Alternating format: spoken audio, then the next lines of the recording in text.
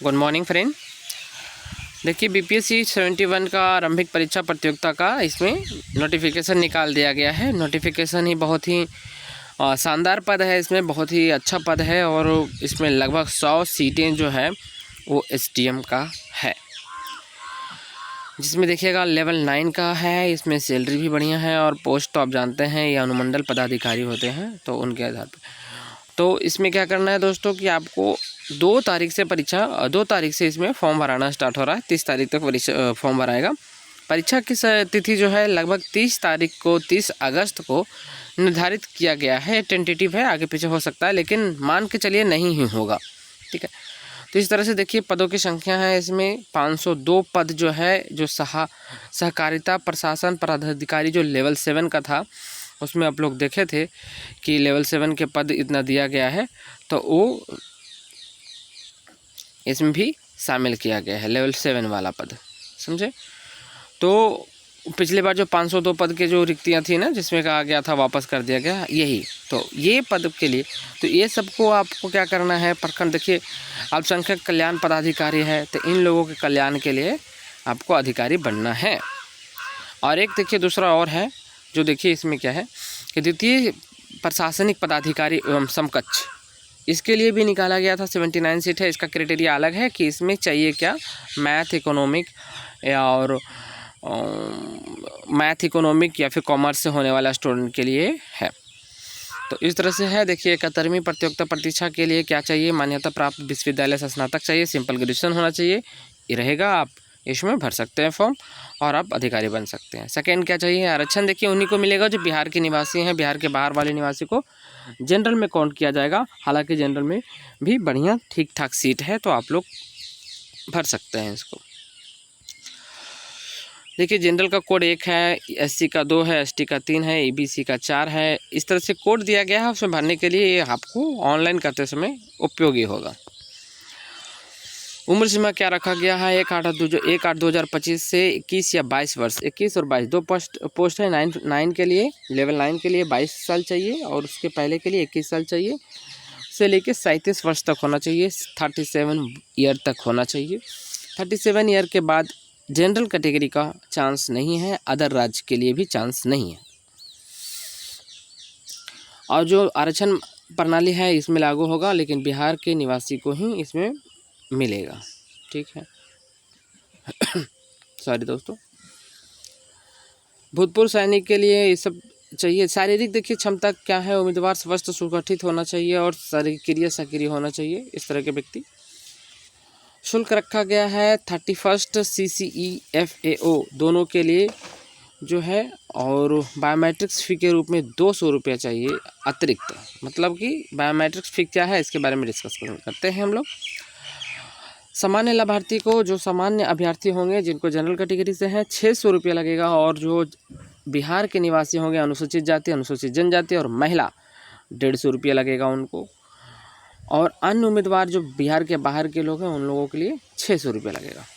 ठीक है।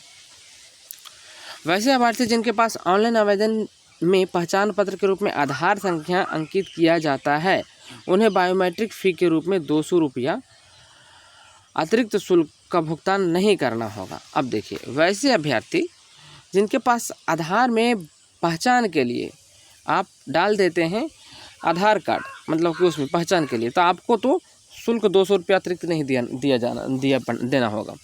परंतु यदि जो आप उसमें डाले हैं पैन कार्ड है, डीवी है, डीएल है, तो ये सब के लिए आपको 200 रुपया बायोमेट्रिक फ़ी के रूप में देना पड़ेगा। इसमें कहा गया ये बायोमेट्रिक फ़ी है। तो जो जिनके पास डीएल है, आधार कार्ड नहीं जिनके पास, सिंपल वो समझिए कि उन लोगों के लिए जनरल कैटेगरी के लिए फॉर्म की फ़ी हो गया 800 रुपया। फ़ी को जमा करने की माध्यम है, ऑनलाइन भी जमा कर सकते हैं, QR कोड से भी जमा कर सकते हैं, इस तरह के पहले भी किया गया है। और इसमें देखिए संयुक्त पर कुल जो है 150 अंकों का बहुवैकल्पिक प्रश्न होता है। जो पिछले बार का प्रश्न आप देखे होंगे, लेवल स्तर बहुत नीचे था, फिर भी कट ऑफ नीचे रहा था क्योंकि सीट की संख्या 2000 से प्लस थी। इस बार भी 1250 सीट है, संभावना है कि ठीक ठाक ही इसमें भी कट ऑफ भी रहेगा और क्वेश्चन भी रहेगा। देखिए बीपीएससी का एक नियम है कि आपको हर एक लेवल से तैयार रहना है। किस तरह का क्वेश्चन पूछेगा, लो क्वेश्चन भी पूछेगा, हाई भी पूछेगा, इस दोनों के लिए तैयार रहना है। हाई क्वेश्चन पूछता है तो इसमें भी कटअप उतना ही जाता है, लो में भी इतना ही जा रहा है। तो इसका मतलब ये हुआ कि पिछले बार जो भी हुआ उसको भूल कर हम लोगों को न्यू तैयारी करना है। नेगेटिव मार्किंग किया जाएगा गलत उत्तर के लिए 1/3 1/3 मतलब 0.33 मार्क्स को कटौती कर लिया जाएगा सही नंबर से। कुल रिक्तियों का 10 गुना रिक्तियाँ 10 गुना जो है मेंस के लिए उपस्थित कराया जाएगा, मतलब कि 1250 है, 12,050 स्टूडेंट इसमें शामिल होंगे मेंस के लिए। ये बात स्पष्ट हो चुकी है। चलिए नेक्स्ट समझिएगा, इसी प्रारंभिक परीक्षा में सामान्य विज्ञान क्या क्या होता है। सामान्य विज्ञान अंतर्राष्ट्रीय महत्व और समस्या की घटना, इतिहास होगा और बिहार का इतिहास होगा। भूगोल बिहार के भूगोल होगा, बिहार की नदियाँ और बिहार के क्रांतियाँ के बारे में पूछा जाता है। और क्या पूछा जाता है तो और इसमें समसामयिक होगा, मैथ होगा 10 नंबर का, उसी में रीजनिंग भी होगा 10 नंबर में ही। तो मैथ रीजनिंग का वेटेज बहुत कम है, परंतु मार्क्स स्कोर करने के लिए उनको चाहिए।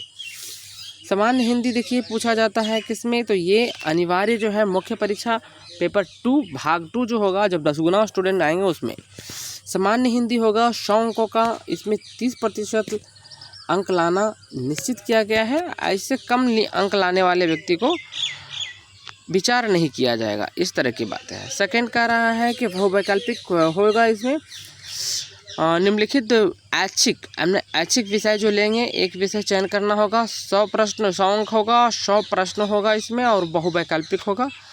इसमें स्कोर करना होगा, क्योंकि इसमें कहीं भी ऐसा नहीं कहा है कि ये आपका ऑप्शनल है। देखते हैं नेक्स्ट है, इसकी गणना जो नहीं की जाएगी, किसकी गणना नहीं की जाती है तो सामान्य हिंदी का।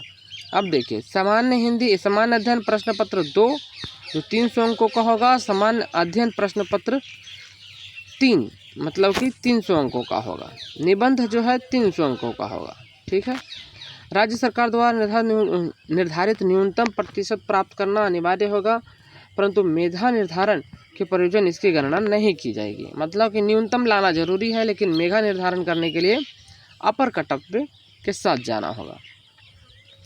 देखिए 300 300 300 900 हो गया, 9 1 1000, 10 1 1100, 1100 और 120 नंबर का इंटरव्यू, 1220 नंबर का इंटरव्यू होता है।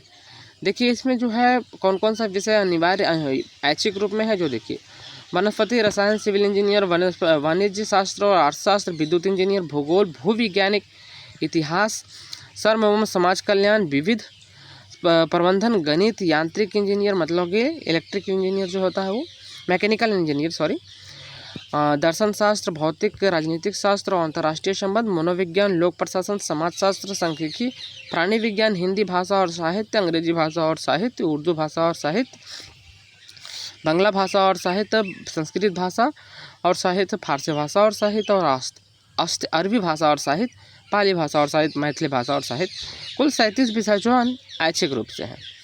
अनिवार्य विषय जो कोड जो है सामान्य हिंदी का 100 होगा। देखिए कोड 1 होगा, कोड 2, कोड 3, कोड 3 के साथ है अनिवार्य विषय में। अनिवार्य विषय देखिए कौन कौन सा है। 100 का हिंदी होगा जिसमें सिर्फ पास करना होगा। 300 अंक का प्रश्न पत्र 2 होगा, मतलब प्रश्न पत्र 1 कहते हैं इसको, लेकिन कोड संख्या 2 है। 300 अंक का होगा, प्रश्न पत्र 2 जो है 300 अंक का होगा।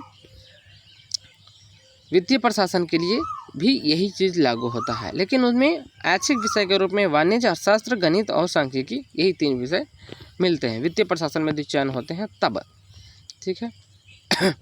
प्रश्न पत्र का माध्यम अंग्रेजी और हिंदी दोनों भाषा में होंगे।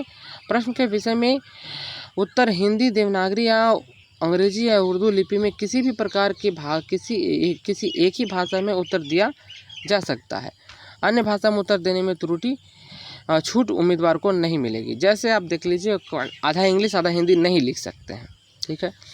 प्रश्न पत्रों के उत्तर के विकल्प के वैकल्पिक लेने वाले उम्मीदवारों यदि चाहे तो केवल तकनीकी शब्द, वाक्यांश, अंश आदि है चुनी गई भाषा के साथ अंग्रेजी रूपांतरण दे सकते हैं, जैसे जिन्हें उन्हें भिन्न रिक्ति होने की पर ऐसे उत्तर पुस्तिकाओं को मान्य करने या नहीं करने के संबंध में उपयोग आयोग का निर्णय होगा। देखिए कह रहा है कि यदि जो आप कोई टेक्निकल शब्द है उसका हिंदी इंग्लिश में आप दे सकते हैं, बट इसको मान्य करेंगे नहीं करेंगे ये आयोग करेगा इसके बाद। उसके बाद फिर देखिए होता है व्यक्तिगत परीक्षण, मतलब कि इंटरव्यू। इंटरव्यू में होता है सफल पूर्व और बेहतर 120 अंक का इंटरव्यू होगा। 120 अंक का इंटरव्यू में आपको इसमें भाग लेना अनिवार्य होगा, अन्यथा यह अंतिम परीक्षा फल हेतु बनाए गए मेधा सूची में शामिल नहीं किया जाएगा। क्या कह रहा है, इंटरव्यू का जो मार्क्स है उसको शामिल किया जाता है, इसलिए यदि जो नहीं भाग लेते हैं तो आपको शामिल नहीं किया जाएगा। ठीक है। अधिमानता का चुनाव, देखिए हिंदी के वर्ड ही ऐसे हैं, अधिमानता का चुनाव। अधिमानता मतलब क्या होता है, साक्षात्कार के समय अधिमानता कोड एवं सेवा पद का नाम का उल्लेख स्पष्ट रूप से करेंगे तथा रिक्त कॉलम को स्पष्ट क्रॉस करेंगे। जैसे देखिए अधिमानता मतलब क्या, वरीयता पद के देना है, 5 पद है इसमें, मान लीजिए एसडीएम है, अल्पसंख्यक कल्याण पदाधिकारी है, कल्याण पदाधिकारी है, तो इस तरह से वरीयता देना है कि किसको पहले आप रखते हैं। उसके बाद फिर स्वास्थ्य परीक्षण होता है, जिसमें 16 रुपया का आपको फी जमा करके आपको बीपी, ब्लड शुगर वगैरह टेस्ट कराना होता है। उसके बाद फिर आपका फाइनल बनता है। देखिए 71वीं में प्रतियोगिता परीक्षा में 900 अंक होता है। 900 अंक में सामान्य अध्ययन प्रश्न पत्र 300 अंक का, सामान्य अध्ययन प्रश्न पत्र 2 300 अंक का, निबंध 300 अंक का। ये 900 अंकों का जो है उस पर विचार किया जाता है। और 120 अंक का आपका हो जाता है इंटरव्यू। तो 900 120 अंक 120 अंक के आधार पे ही मेधा सूची तैयार किया जाएगा। और 300 अंकों का जो आपको सामान्य हिंदी की परीक्षा होती है उसका मान्य नहीं है। 100 अंक का जो ऑप्शनल विषय का परीक्षा होता है उसका मान्य नहीं है, परंतु पास करना अनिवार्य है। नेक्स्ट चलते हैं। आवेदन की प्रक्रिया तो बता ही चुका हूँ, 2 तारीख से स्टार्ट होगा, 30 तारीख तक लास्ट जाएगा। ठीक है, आज में विस्तार से देख लीजिएगा। 1 टाइम OTR करना होता है, इसके लिए क्या क्या चाहिए, फ़ोटो वगैरह का, इसका एक अलग वीडियो बनाएंगे। तब तक के लिए थैंक यू, बाय बाय दोस्तों। आपको तैयारी करते रहना है, लगे रहना है एग्ज़ाम की, और इस बार एक परीक्षा पास करके अधिकारी बनना है। Thank you.